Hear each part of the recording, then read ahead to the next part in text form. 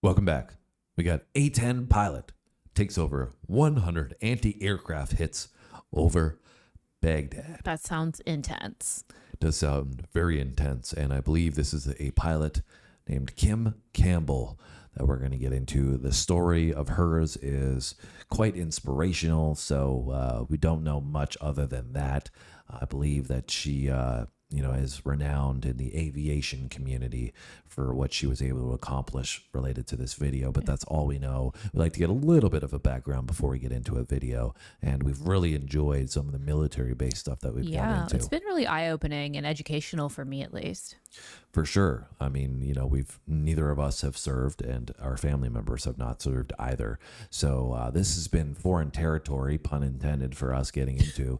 Yes. And it's been, like you said, super educational, inspiring as well to see so many people that, commit themselves and serve and dedicate to protect the citizens of their country and stand up and, Jessica Buchanan, how we got in SEAL Team 6. And that was really cool. And how, the crazy that story was, but how amazing the people involved were to be able to get her out safe. So we're always open to suggestions when it comes to military-based content, and the great contributor to our channel has been the Fat Electrician. So I was just about to say, his are like my favorite. Yeah, he's got great videos. Yeah. You should go and subscribe to his channel for sure. But if you guys want us to react to any of his videos, let us know down below. Anyways, let's get into this one. It's 20 minutes long. Let's check out Kim Campbell's story.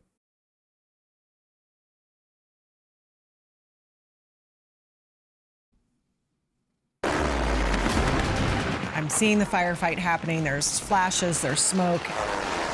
I can see Baghdad getting closer. I've got this master caution light flashing at me. My panel's lit up like a Christmas tree, so I look up at the hydraulic gauges and they're at 0, which is why I can't control the airplane.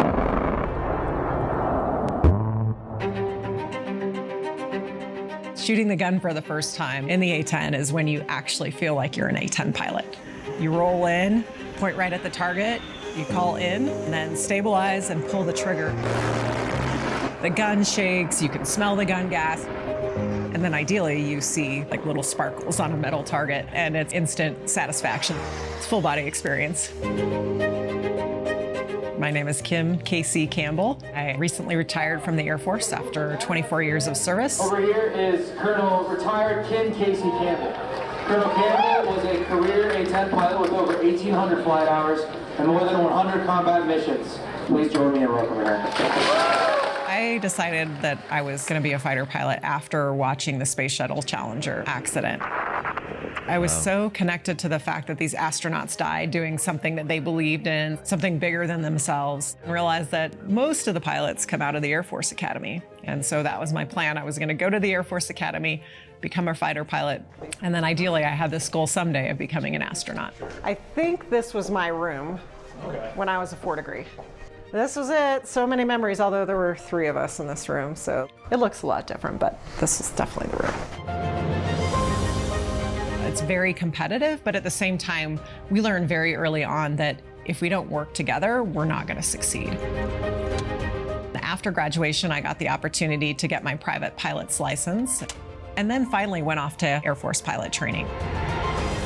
I found out very quickly I really love the low-level missions in pilot training, but this idea of close air support and helping our troops get home safely to their families, I mean, that was something I could get on board with.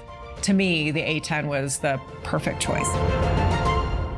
So this is the A-10 Warthog.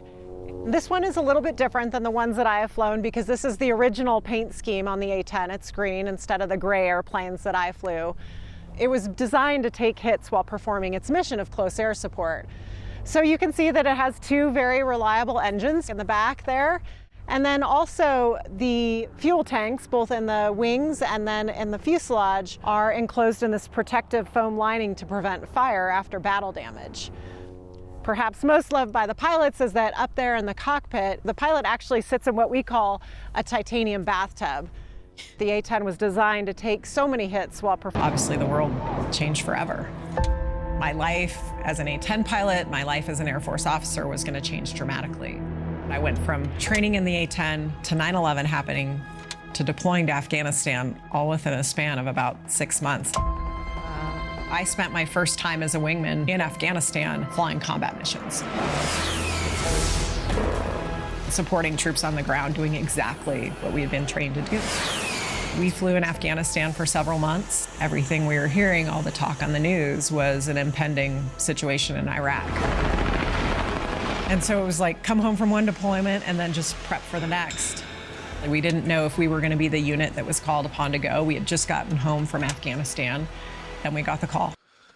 That's crazy. Imagine just being trained in your first like real days on the job. That's what you're getting sent out to. That's what I was going to say. Talk about learning on the job. You think about any other career path that you take and you get, thrown into the fire right away. It's nothing close to the fire that you're going to experience in this one. That's wild to me. 6 months and you go into a live combat mission. And, just even seeing in the beginning, her career path, right? What she thought she was going to do, sparked by the Challenger. And then, the idea that, okay, I'm going to be a part of the crews that are going to be astronauts or whatever. Right. Yeah. And then, you end up in Iraq and yeah, like, it's just, I think you maybe picture yourself, okay, I'll go do that. I'll do the training. And then, I won't be in this situation. And, 6 months, all of a sudden, boom, everything changes. yeah. I think it's really admirable of her, though, wanting to do the lower level missions to help the troops, because I think a lot of people probably think that that's really dangerous and want to be higher up, right? You have more room to get away, or you're not going to have so many people firing at you, like when you're way up in the clouds, right? So Yeah, and some of the details were cool about the Warthog here. That titanium bathtub. Yeah, I mean, I never really thought that was possible, to be honest, to have a plane that could be subjected to gunfire or fire, whatever they're going to shoot at her. I don't know what they use for anti-aircraft munition, but I never thought that it would have that capability of withstanding. Yeah, it's very impressive. I thought, you just hit it and it's That's it. bad news type thing, right? Yeah. So, yeah, I don't know anything about that, so anyways, it's interesting to learn. Let's get back into it. That it was us. By March 1st, 2003, we were back on the ground in Kuwait, prepping for Operation Iraqi Freedom. When I landed in Kuwait, I knew immediately that things were different. We were the last A-10 unit to arrive, and so the ramp was just covered with A-10s, with other fighter aircraft, with rescue helicopters. I mean, as far as you could see, it was really clear to us that this war was coming. When we found out that we were going to be doing close air support over downtown Baghdad, I mean, that was eye-opening for me. Baghdad was surrounded by what we called the super MES, the super missile engagement zone. This was going to be nothing like Afghanistan in terms of the threat. There were so many missions to fly. We had very little downtime. Every day was a bit of a grind. During Operation Iraqi Freedom, I flew almost every day. 5 times a week, we would fly missions, and sometimes we would fly multiple missions in a day. That's crazy. Just push that aside because there are troops on the ground, and they're exhausted, they're working hard. What we were dealing with really paled in comparison to what they were going through.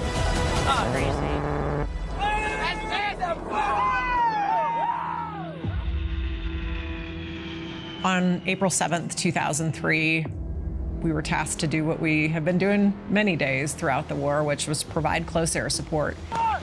At this point, our troops had moved all the way to Baghdad, and the resistance had increased. There was a lot more calls for close air support, troops in contact missions. We would fly up to Baghdad.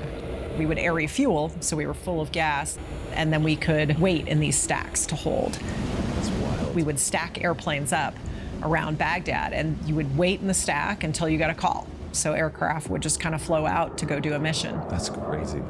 The only thing that was a little different this day was that the weather was terrible. Couldn't see the ground below. In an A-10 at the time, we had to be able to get below the weather. Talking with my flight lead, we just kind of thought, well, we may not be able to do anything today. The clouds are so bad that we may not be able to get below the weather. And then we got a call for close air support. So at this point in Baghdad, our ground troops were trying to secure major lines of communication. The ground troops had moved so quickly that a lot of them were waiting on supplies, waiting on ammunition as well. So it was just a very intense time on the ground. When we got the call for close air support, we were told that our friendly troops, the 3rd Infantry Division, were actually awaiting resupply of some ammunition and supplies, but they were taking fire. They had been hunkered down on the west side of the Tigris River. The enemy, which in this case was the Iraqi Republican Guard, was on the east side of the river, firing rocket-propelled grenades into our troops. We got the call to go in and take out the enemy that was hiding underneath what we called at the time the North Baghdad Bridge. We had to try to figure out how to get below the weather. We proceeded immediately over the target location and just figured we would find a hole in the weather and we would get down below. We had no idea what we would find when we got down below the weather. But I remember my flight lead, he very quickly told me that we would be wedge shooters guns, which was our formation, that we would both be shooting and we would be using guns. Yes, the adrenaline is pumping, but how do we get in there as fast as we can? We were in this formation and I looked over at my flight lead and he just rolled inverted and disappeared through the weather. He popped out down below the clouds and he said, "All right, Casey, it's your turn." And so looked down, found a hole in the clouds and dove through. When we got down below the weather, it was very surreal to see the smoke and the tracers just going back and forth across the river. I mean, it was eye-opening to me. It was the first time that I had been that low to see the firefight and know that our troops were taking fire. My flight lead is moving very quickly. He decides that he is going to set up for an attack. He's going to come in north to south so that he can point right underneath the bridge to take out the enemies. I'm in a position about a mile behind him. He rolls in, gets cleared hot, pulls the trigger, and 30 millimeter down on the enemy location. A few seconds later, we hear the call, abort, abort, abort. It turns out it's not effective coming in from that direction. The ground controller tells us you've got to come in from south to north. North, 75 meters. So now we're pretty predictable. We really now can only come in from one direction. We're going to come in from the south, and then we're going to go off to the west so that we can be over the friendly location. We start to get set up again, and about this time, I'm seeing the firefight happening. There's flash. Man, I have anxiety just watching this. I know. I'm like, what's going to happen? I mean, I can't even imagine being in the position that she's in. She's obviously such a brave individual, just throwing yourself into the line of fire. And, as she said, she's doing it for the reasons of protecting her fellow troops, right? Yeah. And it's one of those things where I've seen and heard before about the ground infantry that when they see the air support come in, they get so happy because they know that it adds an advantage for them. Yeah, like that they are coming to have their back. And can really provide some relief. So they get, they always cheer when they're coming through and everything. Well, especially right? when they're waiting for more ammunition and to be able to re-up, like they probably already had minimal resources as it was. So I guess, from the standpoint of Kim as well, she probably feels pressure in that regard, right? That she knows that people are counting on her and she wants to step up to the plate because she seems like obviously she's a very honorable person. So I can only imagine what it's like being in that position. But at the same time, as she said, the adrenaline rush that you probably get from it is insane. You go and do things so that you can get that adrenaline rush, and that's a fun experience, right, in life. And this is like the maximal adrenaline rush. Well, even when she was talking about the flying the plane and finding a break and diving down through the weather to get underneath, I'm like, this is like the ultimate roller coaster. That's for sure. But I think that's the other side of it that probably makes it attractive for doing the job too. Of course it's honorable, and of course it's something that you want to do for the right reasons, but from a personal perspective, it's like, this is fun as well. It's scary, like like you said, a roller coaster. Yeah. This is an exponential degree. It's like exciting to some degree as well. Right. But in the roller coaster, you're going to be fine. Right. In this instance, you're praying and hoping that you come out with, unscathed. Yeah. And I think we're about to get into the fact that she didn't come out of this unscathed. And like I said, my anxiety is through the roof. I know she's fine. She's okay. But I can only, I'm just kind of picturing myself in that position and what I would be feeling and what I would be thinking. And they've obviously done so much training to get them prepared for it. But I don't think anything can prepare you for when something goes wrong. No, and I think like she had said right up to this point, she had only ever been in Afghanistan, and that was very different than this. The battlefield, yeah. We start to get set up again, and about this time, I'm seeing the firefight happening. There's flashes, there's smoke, and then about that time, I can see something out of my cockpit. It's these puffs of gray and white smoke and a flash, and I realize not only is there this firefight happening across the river, but now the enemy is shooting up at us too. Whoa. We acknowledge it, we talk about it, we continue with our attack. We're low, we're slow, we're fully loaded with weapons and gas, and so we're heavy. It's a very high threat situation for us.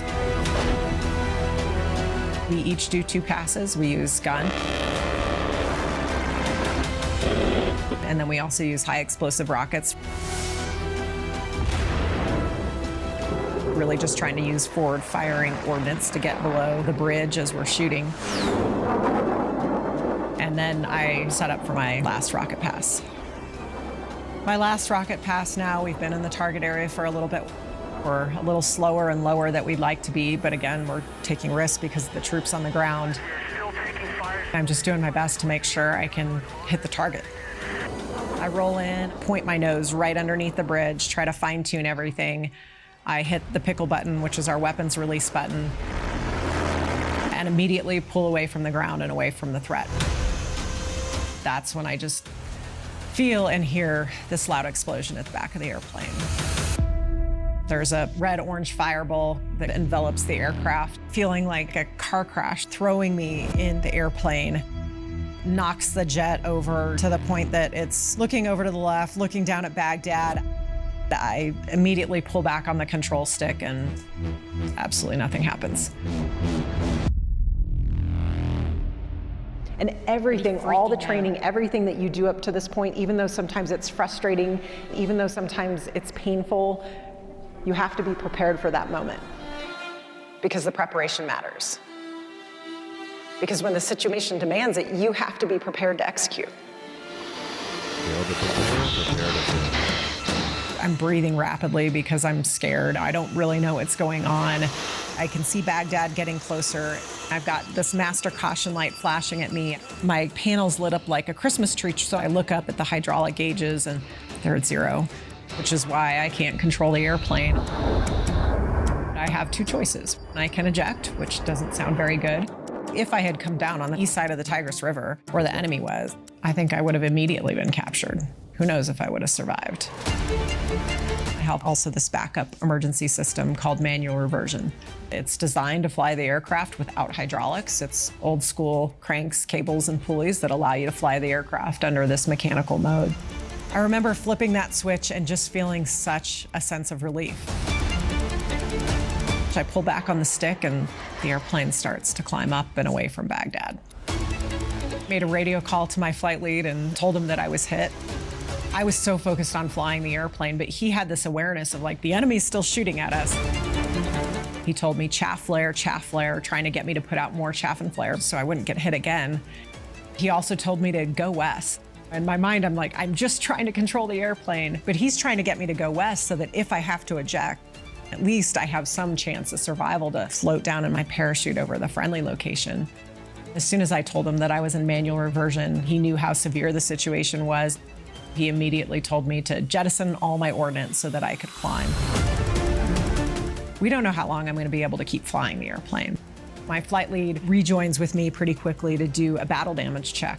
And he tells me there's hundreds of holes. A hole about the size of a football in the back horizontal stabilizer and hundreds of holes in the fuselage and tail section. None of it sounds good. Wow. I was surprised that after everything he said, the airplane is still flying. Yeah. I had enough fuel and decided to fly all the way back to Kuwait. 1 hour flight time, about 300 miles from Baghdad. That's crazy. I know you guys have questions. You can ask about anything. So what exactly?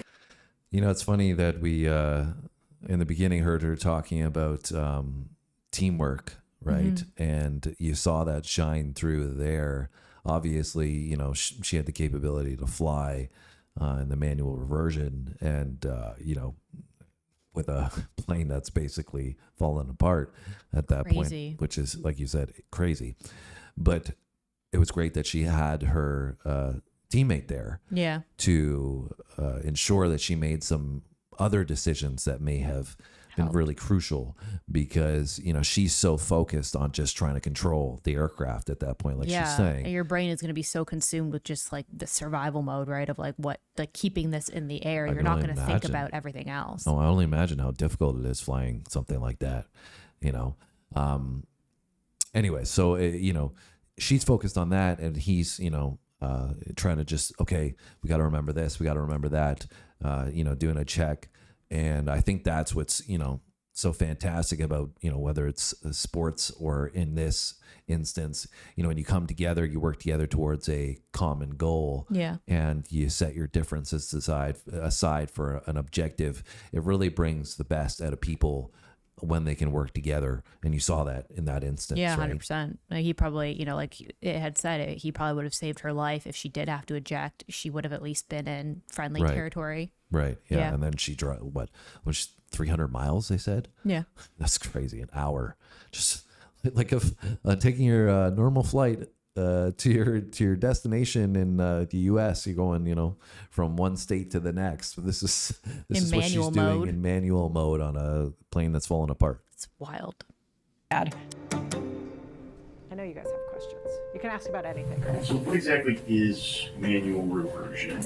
Like, how does the system work? So manual reversion is just simply cranks, cables, and pulleys that allow you to fly the aircraft under mechanical or manual mode without hydraulics. So it's kind of like old school flying, like think right back to Wright brothers flying. Not many aircraft have it, and it's physically exhausting to fly that airplane home. I've heard other pilots that talk about flying in manual reversion, and they say it's like driving a dump truck or a semi-truck without power steering. The thing here is it's heavy, right? It's hard to fly. That's At the crazy. same time, I am very aware of all the manual reversion landings that have happened before mine, because there were only 3 of them. The landing. And sadly, not all of them were successful. Didn't even The think first of pilot in Desert Storm that attempted to land in manual reversion was killed on landing. The second pilot was able to get the airplane on the ground, but then swerved on and off the runway several times due to lack of brakes and steering. And then there was this third situation, manual reversion landing, with very similar damage to mine. And this pilot was able to get the airplane on the ground safely. So it was like this glimmer of hope, right, that I could do this too. I remember my flight lead saying, Casey, you're going to have to decide if you want to stay with the jet or jump out. I had flown in manual reversion just once before this in our initial training. I knew about stories of pilots that had come before me. It was, I don't know, the longest hour of my life, I would say. You know, I think in flying back, I'm human. You know, my mind wanders and I do think about the worst case scenario. I remember thinking like my husband and I had just gotten married fairly recently. We hadn't spent a lot of time together because we had been deployed. I hadn't had kids yet. It was like I was thinking about all these things in life that I still wanted to do. And all of a sudden I also realized that death was a real possibility. Like I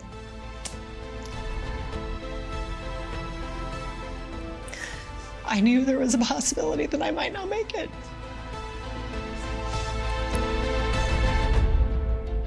But you did. But I realized I couldn't stay there.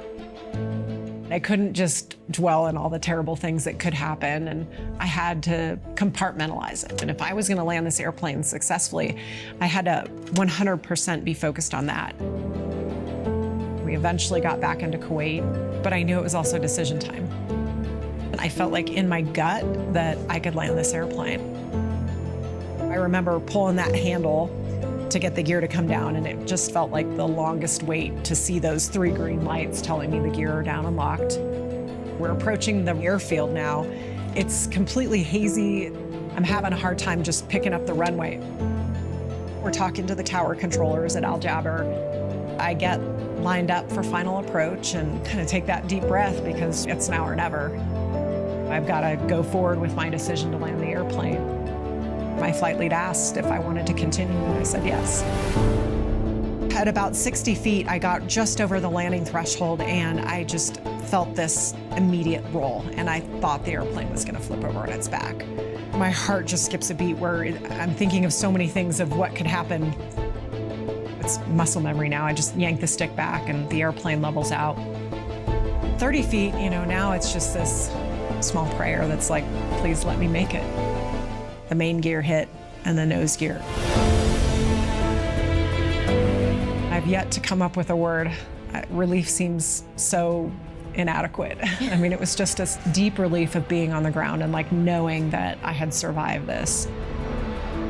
Rolling forward, I'm hearing all the guys from my squadron on the radio, and they're just welcoming me home, and I'm so relieved. And then I hear my flight lead from overhead say, all right, Casey, you can stop the airplane now. I'm surrounded by fire trucks at this point.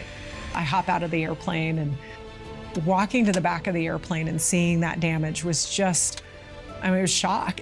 It was just overwhelming. Just a true testament to the durability of the A-10. 100%. The wing commander, the person in charge of all of us, met me at the airplane, and he had a car, so he asked me where I wanted to go. He said, I think I need to go see my crew chief. Those crew chiefs, right, they're assigned to an airplane, and it's their baby. They're responsible for it, and so they feel attached to it. The whole way over, I'm trying to figure out, how do I apologize to my crew chief for destroying his airplane? I remember pulling into the parking spot, and my crew chiefs that day were Senior Airman Randy Andrus and Staff Sergeant Ian Morris. I just remember, I open up the door and I look up at Ian, and he's just got this huge smile on his face. Grabs my hand and he says, ma'am, welcome home. We're glad you're safe. This mission on April 7th was a defining moment in my life. I got to prove myself in combat very early in my career. I was certainly pushed to my absolute limit, but it also allowed me to help influence the next generation of pilots. I got asked to do a lot of interviews, and I didn't want to do any of them. To me, there was a war going on, could we just not talk about it? I turned down as many as I could.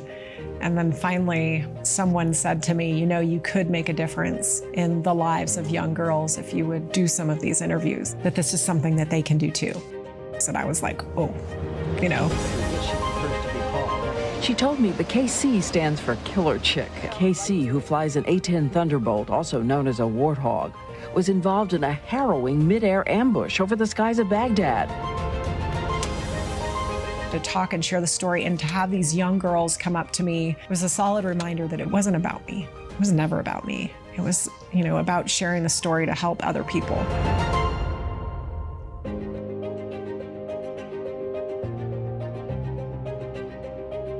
Distinguished Flying Cross.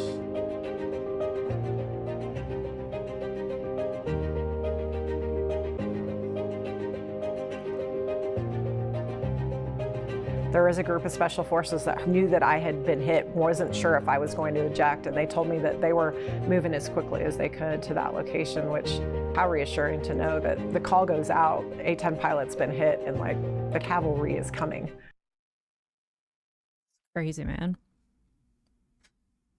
Black Rifle Coffee Company. I think I've heard about that company before. Really? Yeah, it might have been Joe Rogan that mentioned it. Apparently they make good coffee. Huh. Good to know.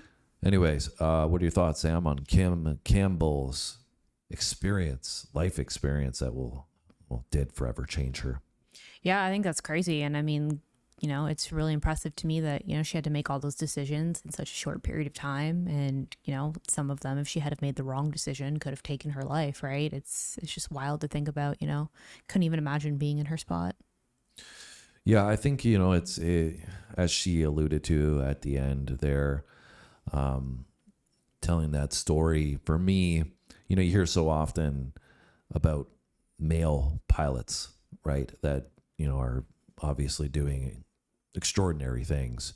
This is the first time for me personally that I've experienced a story from the female side of things. And, as she was saying there, it shows that there are women that are more than capable of, becoming elite level pilots. Yeah. And obviously I think she went on to be a captain and had a successful career longer term. Right. So we've had conversations about, before about, maximizing the potential of people and their gender roles, right? And there's capabilities for men that may be better suited for some things and for women for others. And, this was an example, I think, where you could see that, women are more than capable of becoming elite level pilots. So For sure. why don't you make that a focus of recruitment? And I don't know the details on that, but I'm just saying that, we've talked about before, for example, as a firefighter, if there's a woman that maybe doesn't have the physical attributes to get into the house while it's burning down, but the male does, the male is better suited to take that role on, right?